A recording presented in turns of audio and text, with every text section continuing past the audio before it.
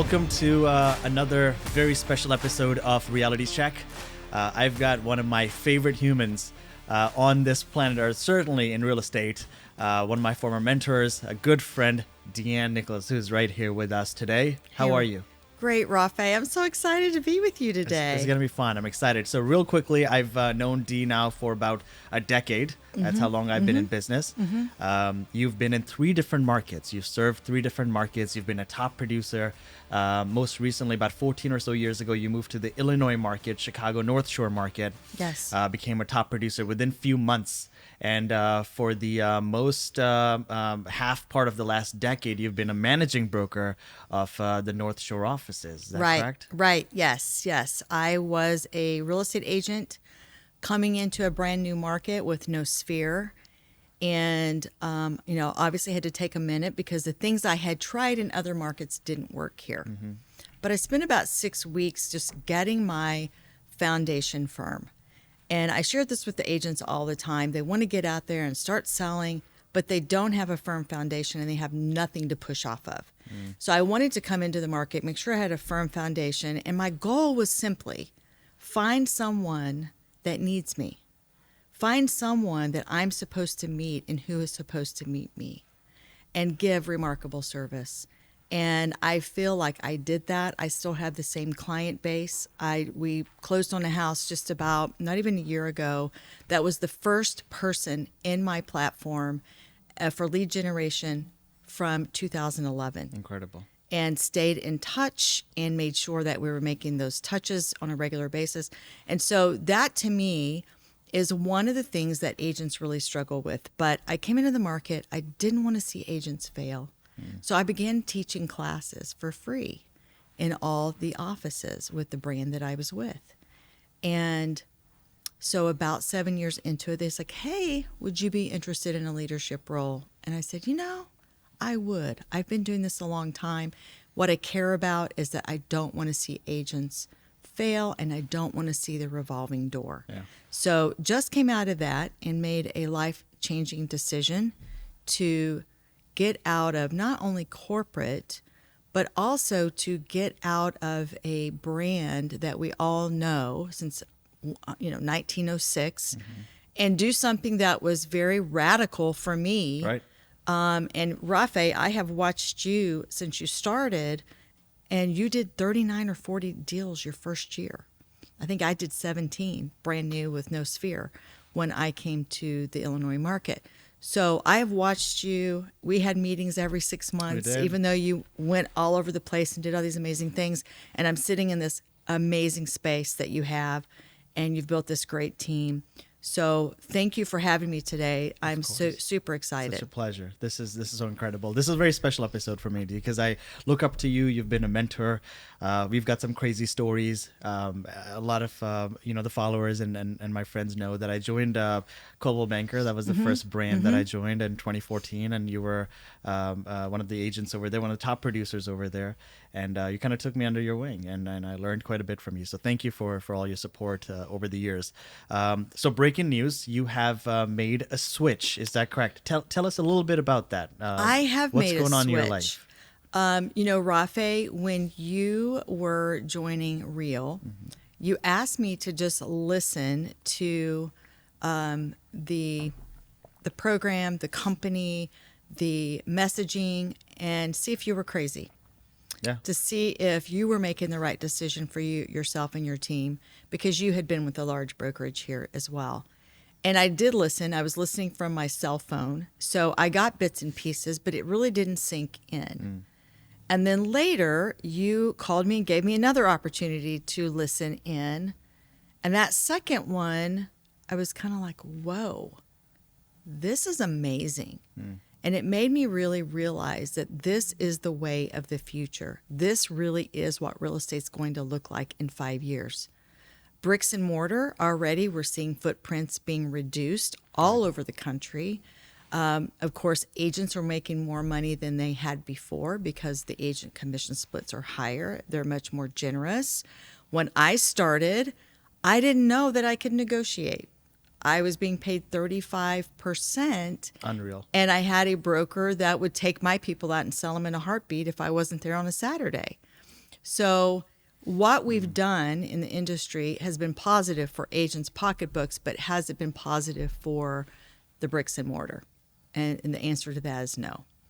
So what I loved about this too is with Real, and I'm already experiencing this, the emails that I receive that are so positive, and I'm going to use the word life-giving, because as a realtor, people think we're overpaid, that we don't do anything. They have no idea what we do.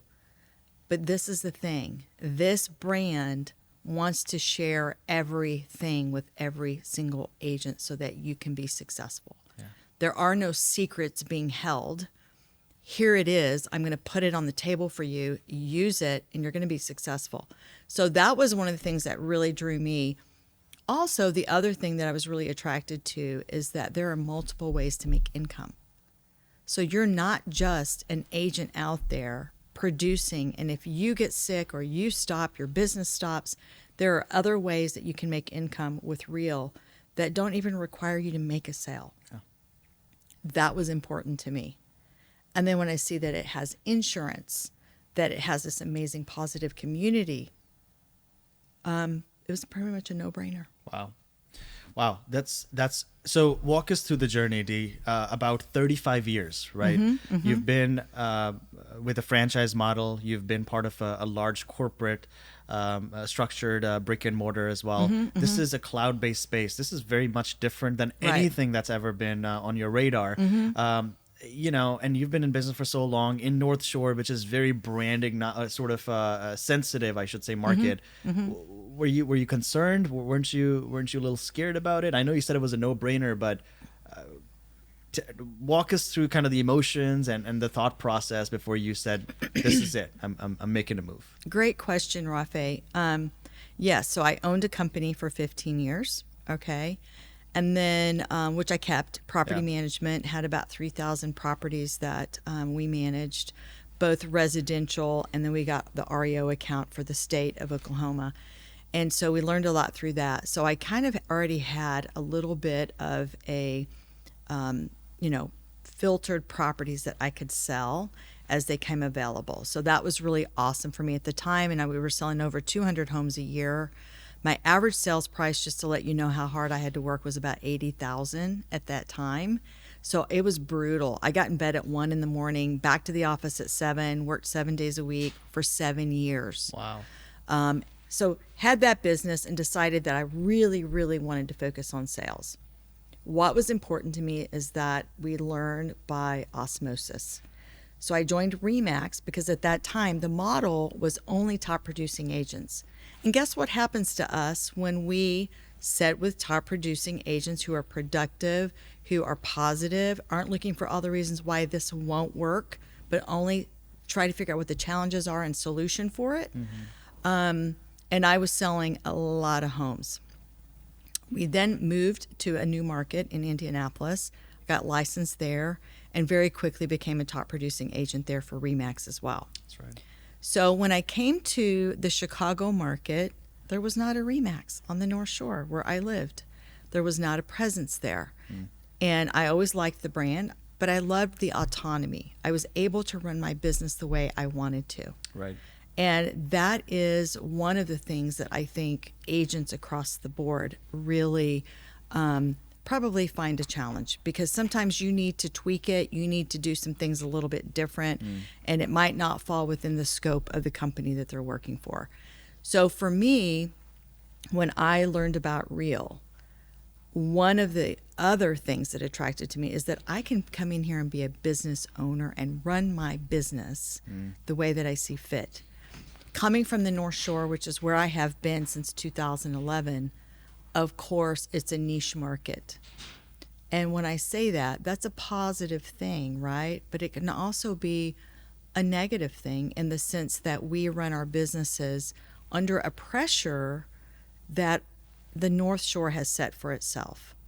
And I feel like as an individual, if I am the income earner and I am the one with the business and I am the one out every single day trying to build an amazing business for my clients, it's about having the tools, the know-how, the ability to run my business the way that my clients need me to. Wow.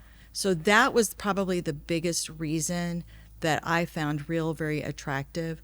I'm able to service my clients at the highest level because I can make decisions that impact them, and I can work at the highest level for the client.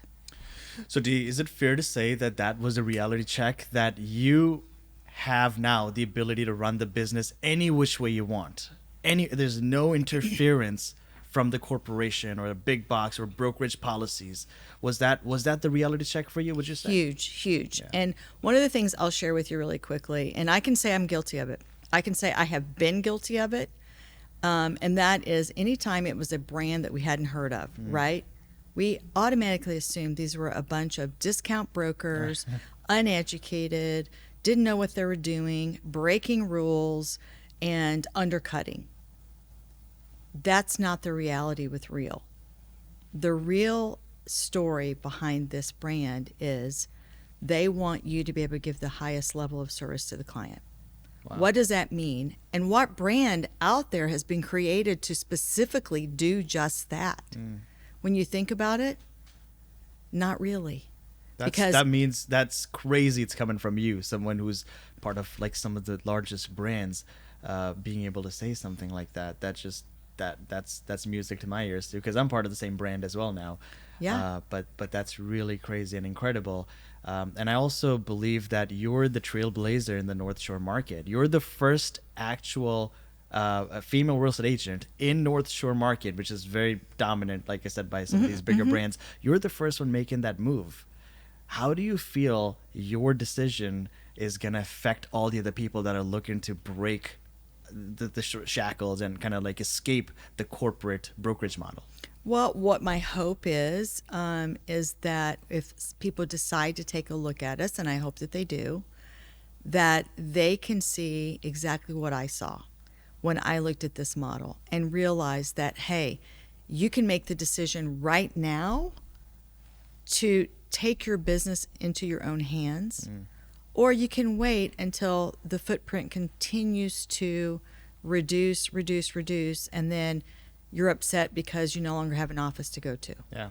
Or you can get on board now and get on this train and be so glad that you did. Yeah. For me, this is how serious the decision was. Wow. I truly knew, and I've said this to several people, when they're like, what? I felt that on my deathbed, this would be one of the biggest probably regrets that I didn't give this a shot, because I like the model so much and can see the ability to set myself up so well for retirement with the health insurance, the other silos that they have to make additional incomes, and to truly seed into people's lives. And, not having bricks and mortar, so to speak, is not a bad thing. It doesn't change that you have a phenomenal community. That's right. Community is all about the people who are in it. And so far, the emails that I'm getting, the communications that I'm getting have been so amazing, so positive, saying, here it is. I'm going to throw it on the table for you. Take what you want. Use it. Here it is. Here's my success. Here's how I did it. Here's my presentation. Here's everything. And there's not a place you can go today that a CEO, CFO, COO is going to give you all their secrets. But Real does. Yeah. Wow. That's incredible. The fact that you've kind of learned about the culture so quickly within matter of few weeks, and you just recently made this transition. You've been part of the trainings, the Real Academy. You talked about the streams of income. I mean, there are 9 as of today. 9 streams of income. There's no other brokers that does that. And I've been saying this for quite some time. There's going to be mass consolidation. I'm actually going to have a link to one of the previous videos where I talked about the future of real estate, which is in a cloud-based space. It's the hottest and the fastest growing space in real estate, the cloud-based space. And I think the future of real estate is not in the brick and mortars. There's going to be consolidation. There's going to be more. We just saw one, the biggest ones. No one saw it coming. Huge. Compass acquired ad properties. let's kind of like talk about that a little bit. First of all, how do you feel about that? What do you think the brokers are thinking? Do you think there's a lot of anger and frustration that now this brand is becoming a monopolizing and becoming a conglomerate? And do you think that people are looking for maybe a different alternative finally? I think people will look for a different alternative for the ones that are brave enough, because, in my market, it was all about fitting in, so to speak. And you have to be willing not to fit in. You have to be willing to break the mold. I feel that the relationships that I've made with both Compass agents and at properties agents, do I think there's a difference in the style that they were both used to? Yes. Do I think that people are angry? Possibly. I wouldn't want to say yes or no to that. But they're definitely going to have to take a moment and decide now, what do I want to do? Yeah. You're talking about two different personalities, two different brands with two different personalities. And you will have people that go, you know what? I don't see myself there. So yes, I want to look to see what else is available to me. And for me, thought I don't want to wait longer to jump on this train and have regrets that I didn't get in very, very quickly. So I think some of these agents will have those epiphanies. And if any of you would like to talk about it, feel free to give me a call. I'd be happy to tell you about my experience and why I made the change. Yeah. What's next, Dee, for you? You're now officially at Real. You're building an organization. I already know there are tons of people reaching out to you because you're so influential in the market. They're asking you why the change. What's your answer to those people? And I know you covered a lot of it, but what's your kind of elevator pitch to people who are wanting to know why Real? Sure. So my elevator pitch, because I just had somebody call me this morning and had 5 phone calls on Monday, and I've got 5 appointments for next week, is exactly what I just said. I wanted a non-traditional company. And it sounds like, we may not be non-traditional forever, but that's not the case. This is going to be the way of the future, and people need to get in now. I feel like when these people called me, I was just very, very humble with them, and I was very truthful and said, hey, I chose Real because I wanted to go with a non-traditional for right now. And I knew absolutely in my heart that I would regret it if I didn't do it. Wow. So then their response is, I want to talk to you about it. Yeah. So there's a lot of movement in the market across the country. This whole last year, we saw tons of people going into retirement, tons of people going into the referral network, because they didn't want to pay the fees, they didn't want to have the expenses, and they hadn't been working on their business. Yeah. I mean, when you have agents coming to you at the hottest part of the market that we've ever seen, not for 2024, but definitely for 19, 20, 21, 22, and 23, and they're not doing business, they don't need to be in the business, because there are a lot of agents doing business, but how many people are running a business? And real estate is one of the best businesses you can have. It pays you back, and it pays you back. But to your point, 9 ways to make income outside of just selling a home. No one else offers that. And that was really the attraction for me. And that's pretty much on par with what we were looking at. One, we just saw the brick and mortar, the amount of money that we were paying to sustain and run these brick and mortars, the money wasn't coming back. We started noticing splits going down at our previous firm. Ends with S, if it helps, so you figure it out. Sure. The splits started coming down, and this was, kind of what Walmart does. It's like buying out firms, knocking everyone out of business, and then just raising the fees, lowering the splits, and the delta of profitability to run a business, like you said, to run a business was diminishing very quickly. 100%. We started noticing the money wasn't there. I mean, instead of investing money in the business, we were just paying the investors. We were paying the stock to go up. We were paying for them to have more offices in different parts of the world, which had nothing to do with us, had nothing to do with our business. Real estate is very local. Right. Everyone needs to know that real estate is very local. If they open 100 offices in San Diego, it does not do anything for me. It's only for their market share. It's only for their investors. It's only for their valuation. So the splits started coming down. The fee started going up significantly, doubled. I mean, insanity. The margin of profitability shrunk. Secondly, again, the interference of business. I cannot tell you how many times our managing broker refused to sign listing agreements. Refused because there was a brokerage policy of having minimum listing fees, right? The whole NAR lawsuit was about this. We were not allowed to list properties at a discounted ratio. So that was just atrocious. We lost tons of business, and I know other people are losing business right now.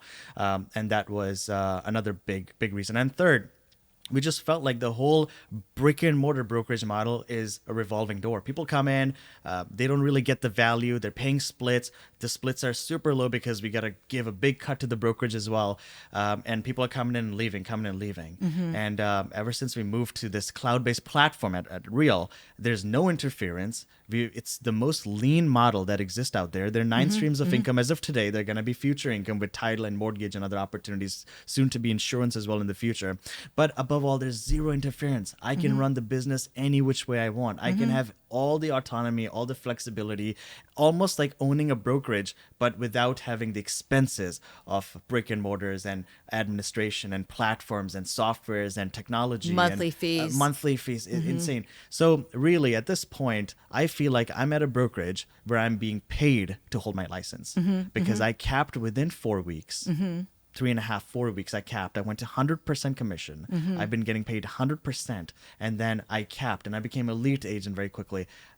They paid me to hold my, it's insanity. It's crazy. Plus then there's revenue share. There's stock bonuses. There's performance award. There's elite award. There's the revenue share side of things, which is not profit sharing, which no other brokerage does. It's revenue sharing. Right off the top. The company's giving back revenue to the brokers. So for us, those were all the insane reasons. I mean, one after another. But if I take all of that away, and I just focus on the first part, the step one, which is the amount of splits that were being left behind in a brick and mortar model. It was too much. We were giving so much, we were leaving so much money on the table that was the investment that needed to go back in the team, and that was holding us back. So those are some of the reasons for us as well. I can't tell you how excited I am. I know there's so many people that look up to you. I know your phones. I know you were here earlier. Your phone was just one after another. It was blowing up the other day as well. People are genuinely curious why you, Dee Ann, like someone who's a staple of North Shore real estate, made this move. And some might see it as a very controversial move. Some might, I know already reaching, obviously can't publicly disclose, but I know there are a bunch of people reaching out to you. What's your message to people that are skeptical? I think take a look at it. And it may take 1, 2, 3 times, but then you'll sit there and all of a sudden it's going to click. Yeah. And you're going to go, what? I have to do this. Yeah.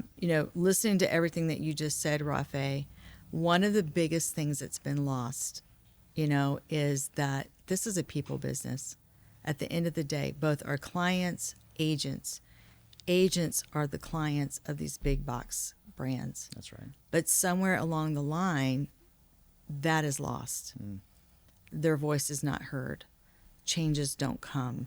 And they make decisions that really don't affect them as much as it's going to affect the other agents that are a part of the business. And this is about the people, about the client, about the agents. How do you feed them daily?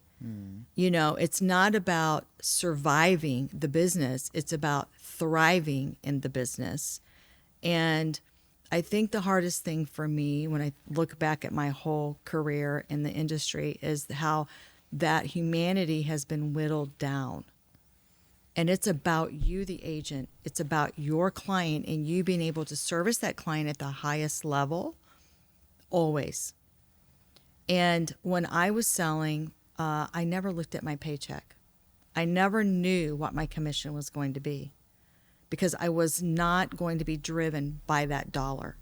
I was going to be driven by getting the results that my clients needed me to get for them. Yeah. And getting everybody to the closing table.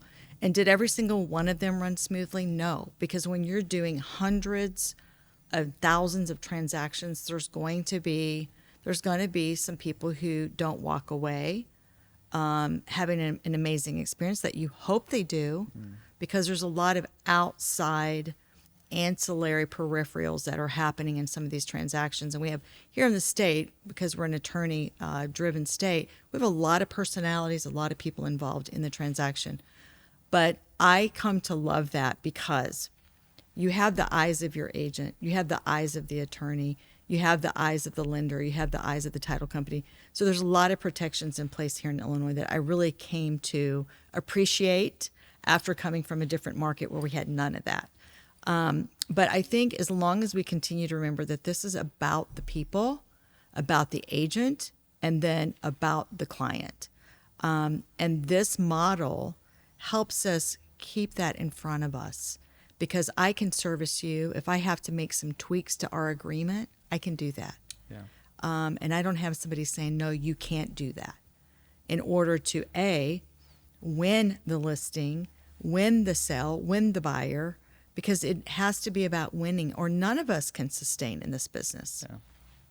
Yeah, and again, that's so well put. It's all about people. You're right. And at the end of the day, I just started noticing with the commission compressions, with the NAR lawsuit, with the splits going down, with the fees going up, the profitability shrinking, just needed other alternatives. We needed other streams for the uncertainty, for the bad days that are inevitably in everyone's business. There are ups and downs. This is not a straight line. There are ups, there's downs. They're good months, they're bad months, they're bad years sometimes.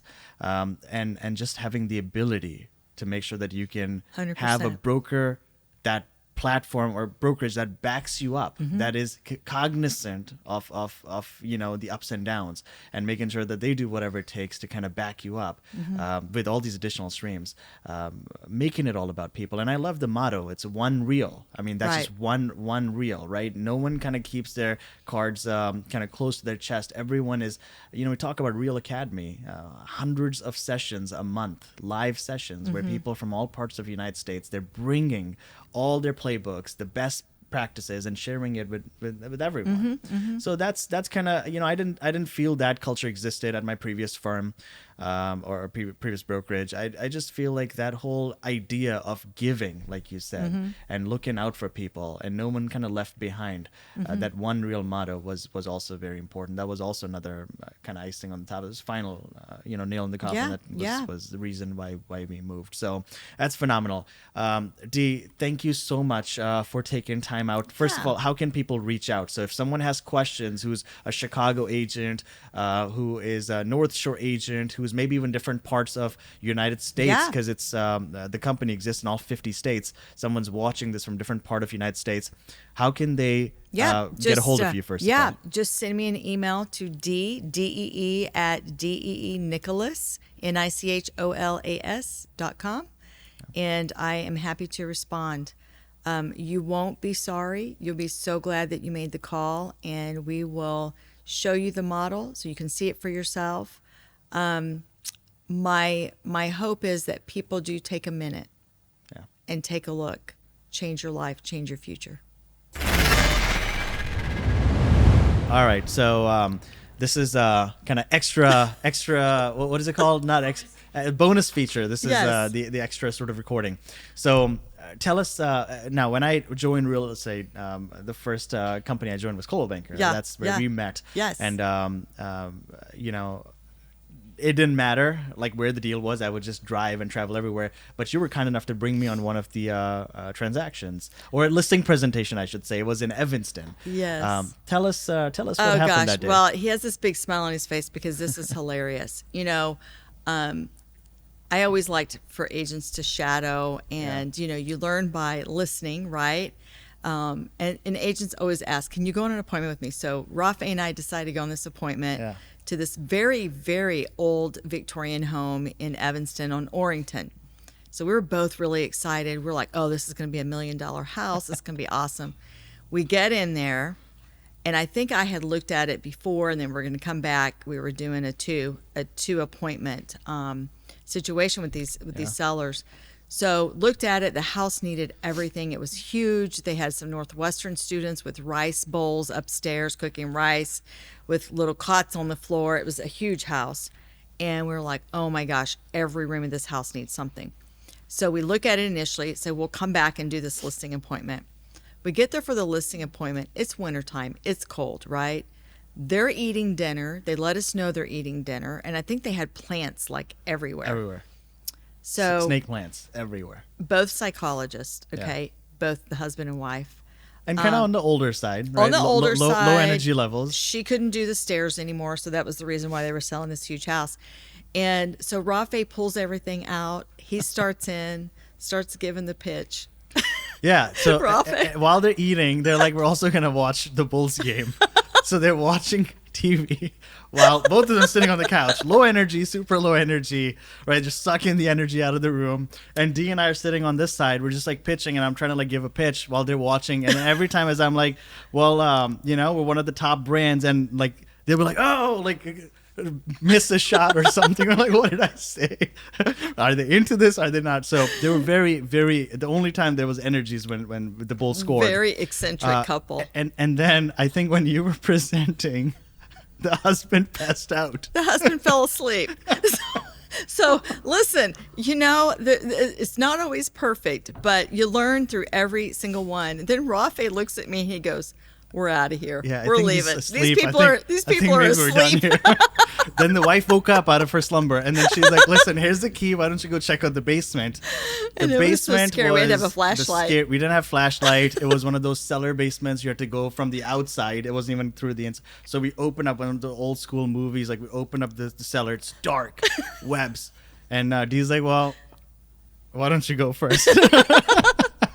So I'm walking in, webs on my face and my hair everywhere. Yes. And we're like, we're definitely going to find skeletons in here, aren't we? There's going to be bodies buried in here. But Rafe looks at me. He's like, these people, is like, you know, we're out of here. So we left, but we have laughed about that so many times because, you know, I've shown up. I could write a book about the craziness that I've encountered in this business. But this was Rafe's first experience going on a listing appointment with me. Yeah. Yeah. It was an incredible time, and you know, I've learned so much from you. It was, and then we had another one in Glencoe, which was a nightmare as well. Yes, we've had a couple of nightmares, couple Rafe. nightmare. But no, this was. Thank you for sharing that. Yes, I'll absolutely. remember this clip. Awesome.